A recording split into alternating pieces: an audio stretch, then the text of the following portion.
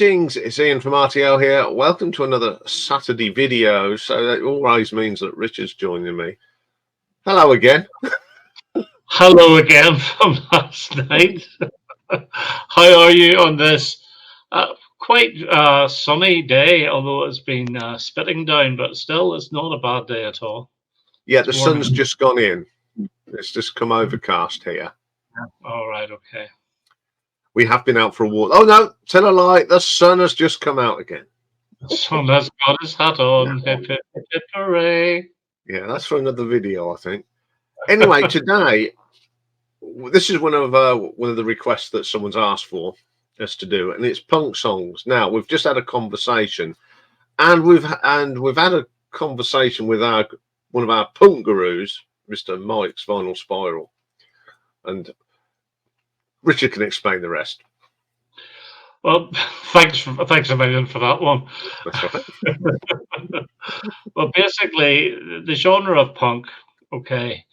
First of all, my 10 and all my bubbling unders are from 1976 to 1979. There's nothing past that, I do not think.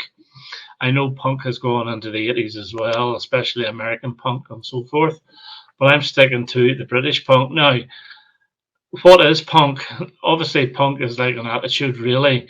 And some of my choices, I think, would be like punk influence. So bands that really have started because of punk, but may not have that complete raw energy and piss and vinegar that the punk bands have.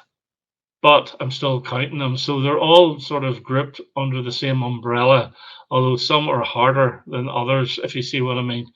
And other ones, you might actually say a couple of my choices are actually new wave, which is fair enough.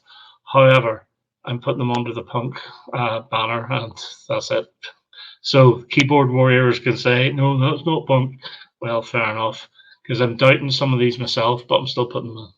Yeah, and I think between us, we've got a lot of bubbling unders today. Well, I have 7. 6. Oh, I have more than you for once. I know, but you couldn't leave them out. I could leave these tracks out. Anyway, we're going to do the usual thing. Richard goes first, me second. So off we go for a bit of punk. Okay, my number 10 is a single from 1978. That's another thing. I think all mine were singles as well. But anyway, rather than just LP tracks. A single from 1978, and it's from the Buzzcocks, and it's Love You More. And it's less than 2 minutes long. I've got the number 34 in the charts. It's absolutely catchy as hell. I love the backing vocals during the chorus. Whenever the backing vocals raise up, I think it's really, really good. It's my favorite song by the Buzzcocks. I don't think it was on any of their studio albums, and it is just absolutely brilliant. The only thing wrong with it, it's too short. I would have loved 1 more minute of it, because it's an absolutely brilliant track. So my number 10 is Love You More by the Buzzcocks. That's quite good, because I've got a Buzzcocks track in my list, and it's not that one. Yeah. But I didn't put it in because it was too short. As I like you, it's great, but too short. Just to tell everybody, we've decided to only choose 1 song per band. So you can't have 4 Buzzcocks singles on there. So you can only have 1 each. Okay, my number 10 was the debut single from this band from 1978. Got to number 9, and it's Public Image Limited, and it's the song Public Image. Yeah.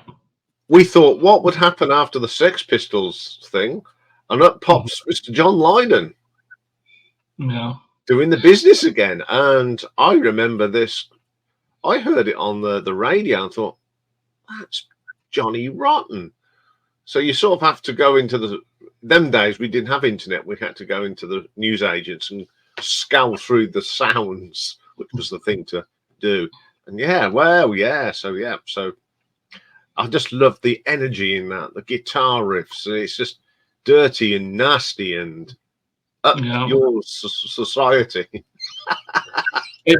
It's very close to the Sex Pistols.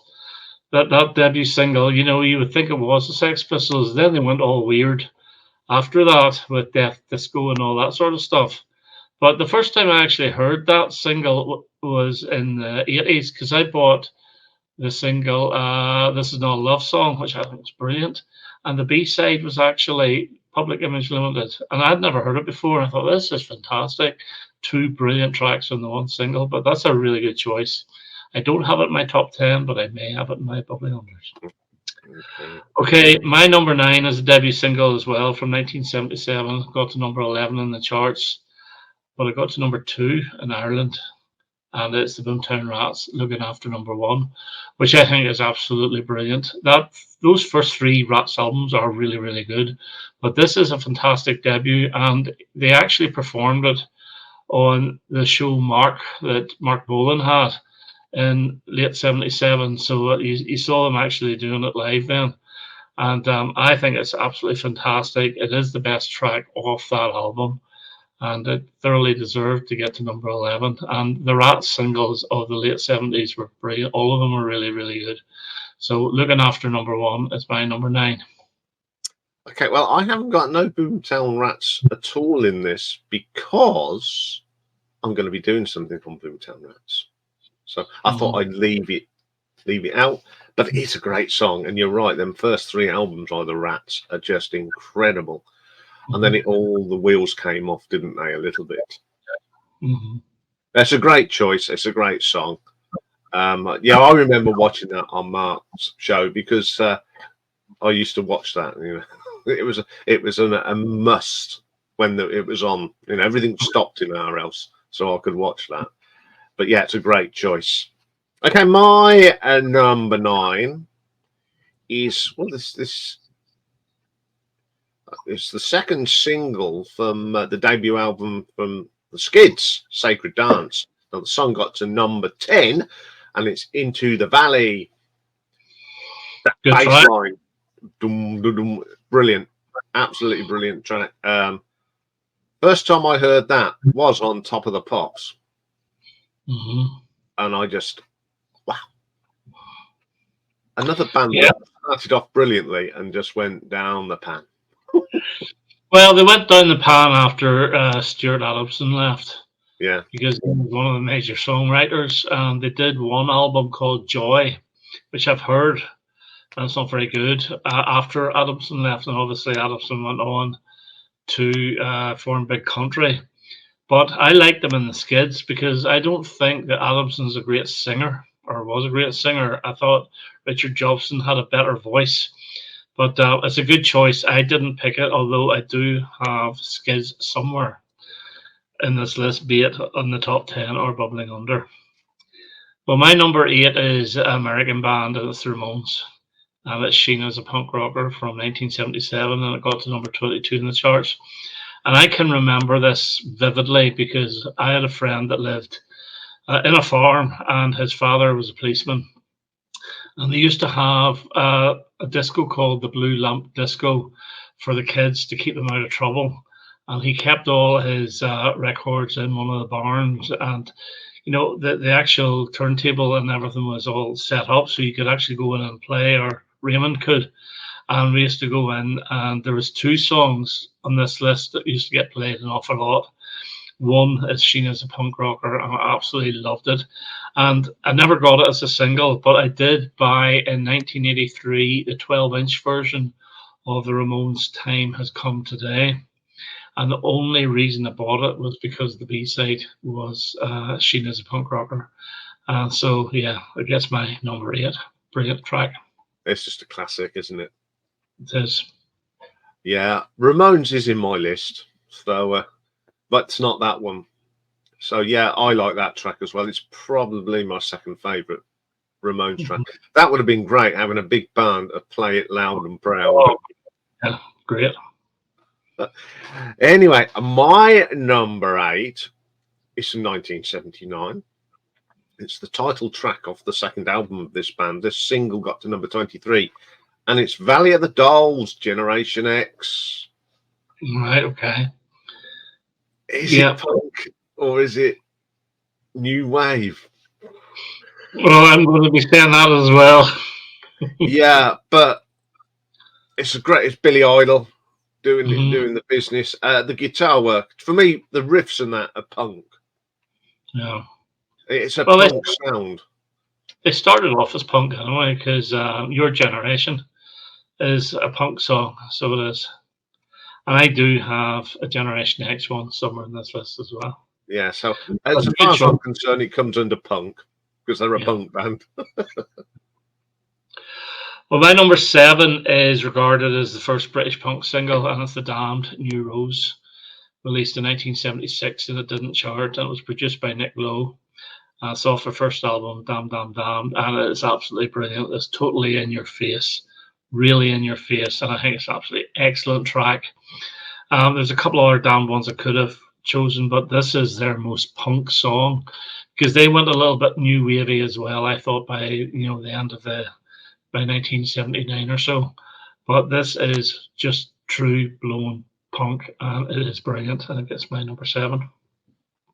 Great song. I love that album. I think when I reviewed it, I think that was one of my favorite songs on that album. It's just so much energy and aggression, and Oh, it's great. what a great track. Okay, my number 7 is quite an old song. It was written by Sonny Curtis in 1960. So it could be the very first sort of anti-establishment song ever written. Bobby Fuller had a big hit with it as well. Oh, right. Okay. But the one I love, got to number 22 in the chart. It's the Clash's version of I Fought the Law from their EP, The Cost of Living. Brilliant. It's just a great version. It is brilliant. The live version's even better. The live version from Rude Boy is absolutely fantastic. But the studio version is good as well. And that EP is great with Capital Radio on it, and there's a groovy time.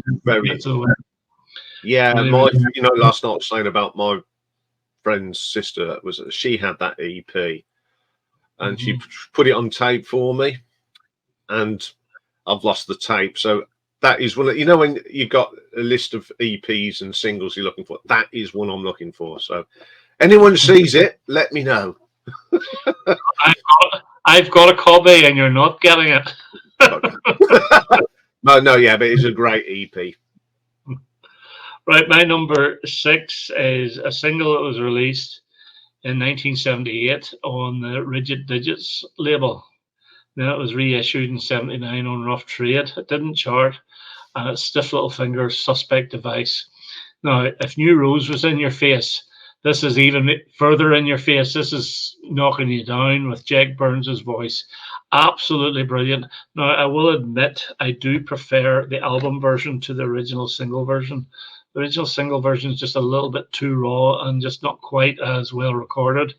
The version you get on Inflammable Material is really, really brilliant, but it's just really bang, thump at you.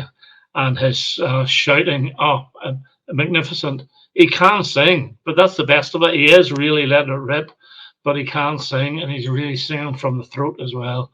Brilliant track, Stiff Little Fingers, Suspect Device, my number 6. Yeah, I thought Jake was one of those singers that even when he was shouting, it was controlled, and because some of them when they shout, you go, "Ooh, that's not good." But he kept the note; he kept it all in perspective. It's a great song. I nearly chose that one. Okay, my number 6 goes back to 1969. Oh, it's an American band, right? And it's a song off their debut album, the self-titled album, The Stooges. Right. And it's I Wanna Be Your Dog. I absolutely love that track. It's just something about it. For 1969 in America, they had never heard anything like that in their lives. Because the album didn't do very well. Because it was a bit, Well, no, it didn't sell anything. No. Oh, that's a really good choice. I never even thought of going back to Iggy and the Stooges. I know he's punk, but never thought of it. And that song's been covered. I know Joan Jett did a cover of it. And David Bowie covered it on the whenever he played live in '87 on the Glass Spider tour, and his version is absolutely crap. So it is compared to the original "I Want to Be Your Dog." But yeah, very very good choice. Yeah, I love that song.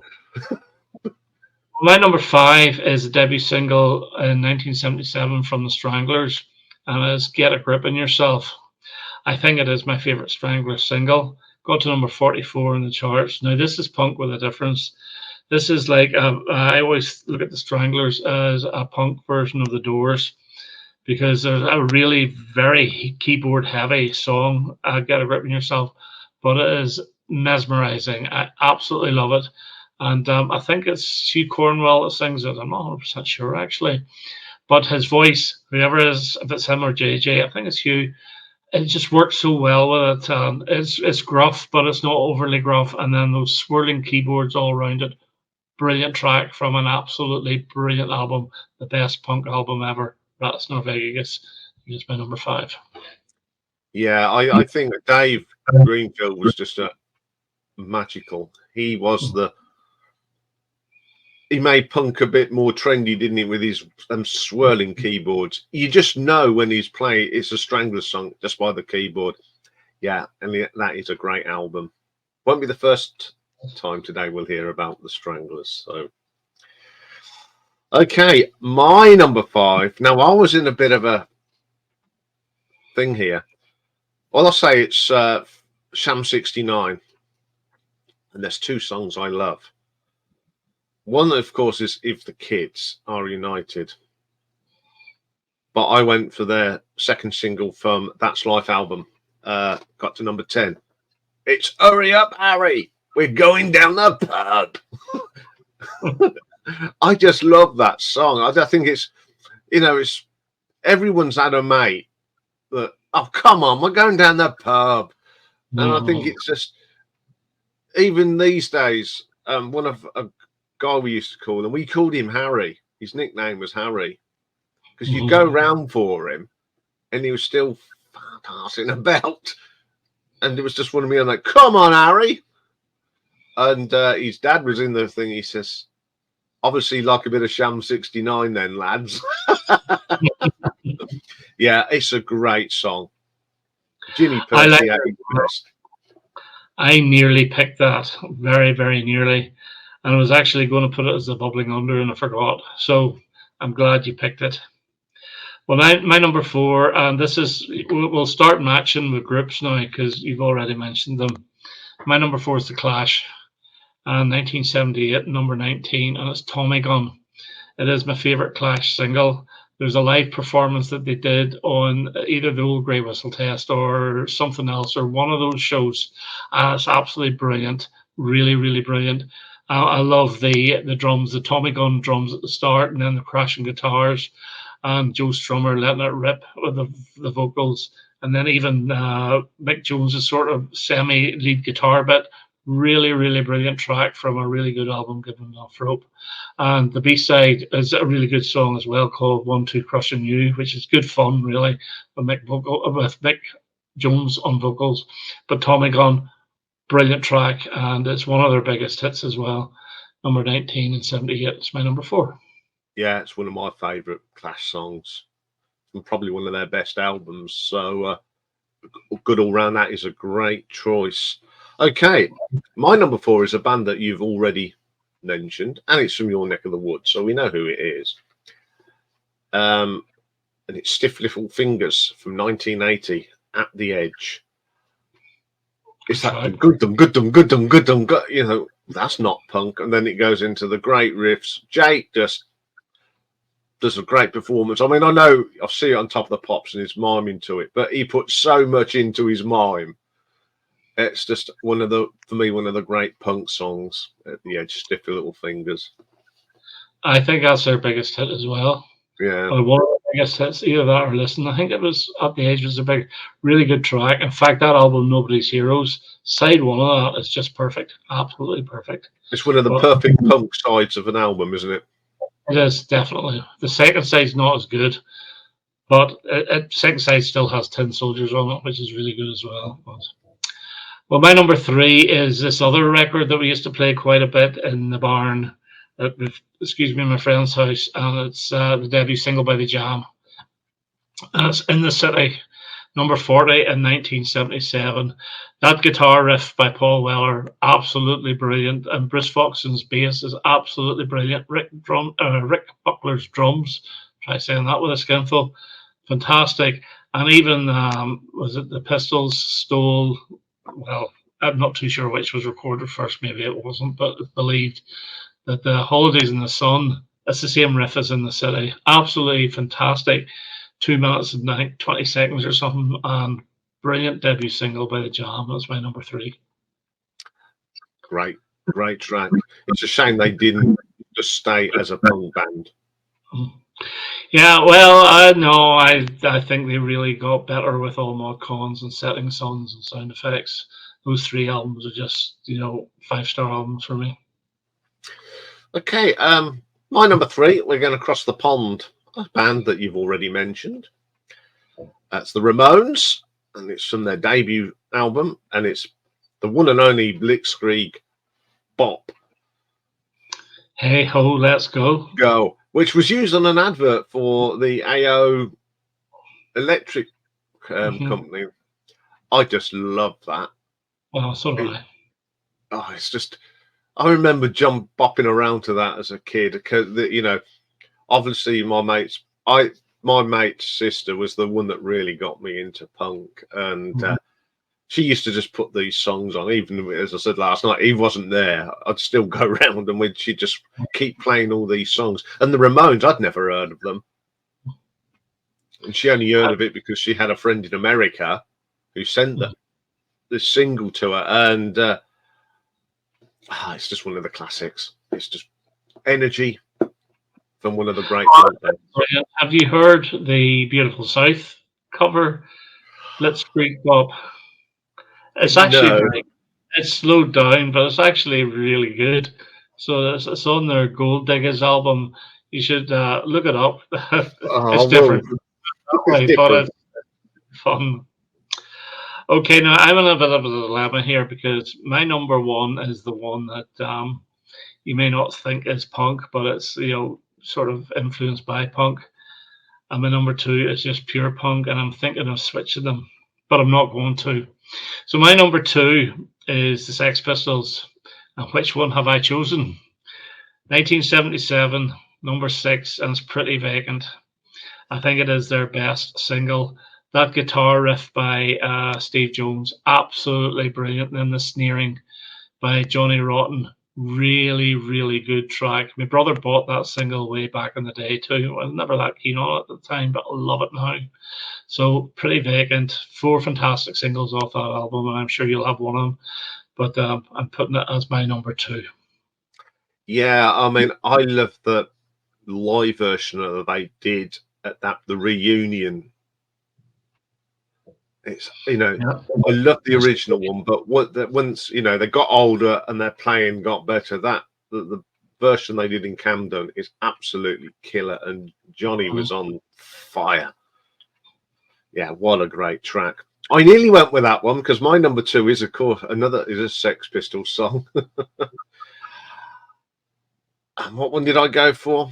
God Save the Queen. Dang. I was close to that as well. I love the 4 of them.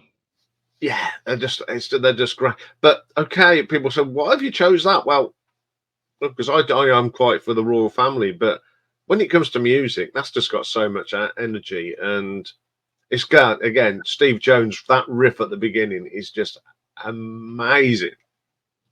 Yeah. You can't get enough of that album, can you? It's it's a brilliant album, really good punk. I still do prefer Rattlesnake Vegas, but still, no, really good choice. It's really interesting what your number 1 is going to be then. Yeah. Well, my number 1 is from 1979. I got to number 57, and you may not think this is punk, but I'm going with it. It's the Undertones, and it's their second single, Get Over You, which is my favorite Undertones track. Now, it wasn't on their debut album, but it was on the reissue. And I love the way it starts with a guitar in the background. It's actually quite muffled, and then you get and then bang with the drums and the guitars, and it's just a really catchy track. And Fergal is warbling away as normal, and it's just so good, and it is my favorite. I was nearly going to pick Teenage Kicks, but I do actually slightly prefer Get Over You. And although you could say that's not punk, the undertones came from listening to punk music basically, and I'm giving it to him. So Get Over You is my number one punk influence type song. Yeah, I like that track. But I've got undertones in my bubbling unders, so I can think. Now, this is where is this punk or not? Can I have a guess? You Can I can. have a guess? Hong Kong Garden. No. Oh, It was a number one in 1978. I do know them. And it actually got to number 79 in the US dance charts. Seriously? Seriously. And it's Hit Me With Your Rhythm Stick, Iain Dury the Blockheads. Is it punk? Is it not? That's a bit like the undertones with me as well. If you listen to, like the earliest, some of the other stuff, the Blockheads are a punk band. Yeah. And this is what I say. I love punk, but if a punk band does something a little bit different, you like it. And when you look it up in the genres, it still comes under punk. Well, no, fair enough, because a couple of mine, are debatable. That's debatable, but mine are debatable as well. Yeah. But that's the fun of it. But Iain Dury is heavily influenced by punks in the punk scene, wasn't he? Of course. And then the Stiff scene as well. He was part of the live Stiff tour in '77 with Elvis Costello and Nick Lowe and Larry Wallace and Reckless Eric. So that they're all come from that sort of era. Underground sort of sound. Yeah.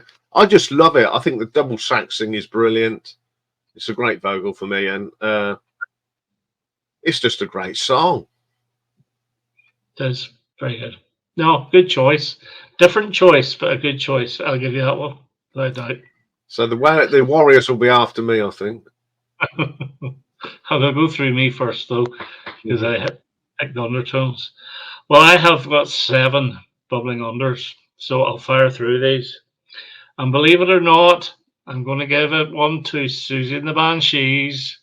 Not my favourite band, but my favourite track of theirs is actually a track called Love and Avoid, which was a double A side with Metageisen or Metal Postcard in 1979, and it got to number 47.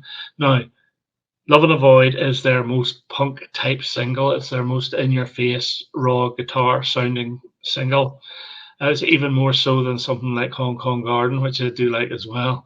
But to me, this is them at doing punk. And apparently it was one of the first ones they ever recorded or made as a demo to get a record label, but they didn't release it till '79. My second bubbling under, you've mentioned it, and it's Pill, Public Image Limited. Really, really good track. Not a million miles away from the Sex Pistols, but then they did change direction. Then I have Generation X, and it's King Rocker from 1979. Oh, that's a great I absolutely love it. I really do, but it is veering more towards the sort of new wave, almost Adam the Ants type sound, but it's very, very good. And then I have a Skids one as well, but I picked the non-album Masquerade, which I think is rousing. Really, really good. It came between Scared to Dance and the Days in Europe album. And, it ended up on the remix of the Days in Europa, Next one is X-Ray Specs and Identity with Pauly Styrene. It got to number 24 in the charts in '78. You have to be in the mood for her voice because she almost does scream, really, and she's sort of out of tune, but I really do like the track. And then I'm going to have Adam the Ants' Xerox from 1979. It didn't chart, although it was reissued in '81 whenever Adam Ant had huge success, and it got to number 45, and it is their most punk sounding track. And then the last one is almost cartoon punk. And you know the way you put up videos for these tracks? I want you to you can take any of my other top 10 out, apart from Get Over You, and put in this, please. And it's the Dickies Banana Splits, which is it's really, really great fun. However, if you look up, there is, it featured in the film Kick-Ass. And there's a video where a little hit girl, played by Chloe Grace Moretz, I think she was about 14 or 15 at the time. And it is lethal, man. You know, she is cutting legs off people. It is really brutal for a little girl doing this, but it's so, so good. And apparently she wasn't allowed to watch that film that she starred in until she was 18. But it is a fantastic way, the way that they did the Banana Splits over it. It sounds so good and it works so well. So if you do Banana Splits, please do the Kick-Ass video, and those are my bubbly unders. Well, the good news is, because these punk songs are so short, I thought we'll have a celebration of punk today, and everything we've talked about is going in the playlist, so people can just put a punk playlist on with some great tracks. I'd already made that decision. Everything's going in today. Good stuff. Stuff. Okay, I'll quickly go through mine. My first one is from The Damned. It's Machine Gun Etiquette, which is another in-your-face 100 miles an hour boomer. I love that track. It's just, again, it's just power, raw. My next one is a Stranglers song, and it's from Raticus Noveticus, and it's the brilliant Down in the Sewer. Very good. Yeah, that's a fantastic song. Yeah, okay, people. So it's not punk because it's got keyboard in. Oh, it is punk. It's proggy. Vocals. That's punk. Great track. And the next one is from 1979, and it's the Ruts and Babylon's Burning. The Ninor at the beginning, which is something you don't hear now. It's all American thing, but it's got the old Ninor sound on it. Brilliant stuff. My next one is a Buzzcocks. It's What Do I Get? I love that track. Brought that as a single. The next one from the Dead Kennedys, a band that I was introduced to in them days, and it's Holiday in Cambodia. I just think that is absolutely brilliant. And my last one is an Undertone song. Teenage Kicks. My perfect cousin. My perfect cousin, because he always beat me at Sabutio because he flicked the ball and I didn't know. And I love the cover to that because it's the Sabutio. It is, yes. I love the single.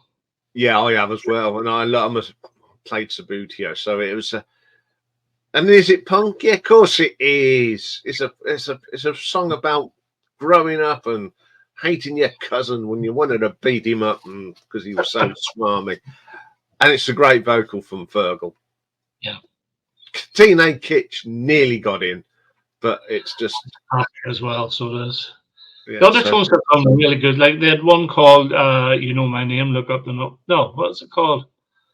You Got My Number, Why Don't You Use It? I've nearly set the Beatles on there. That's a brilliant track too. And Wednesday Week's another great one. So there we go. Everything's going in the playlist today. So if you like your punk, you can have a listen to it to your heart's content and play it loud and proud.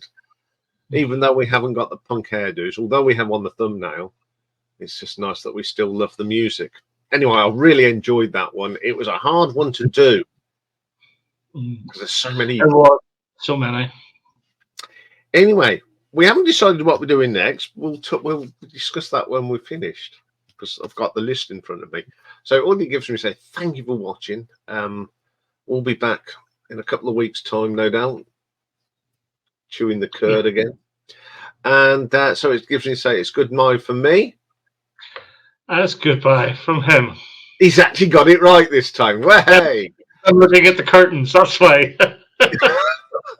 Whatever way it remembers. So thank you very much for watching, people, and we'll see you soon. Bye for now.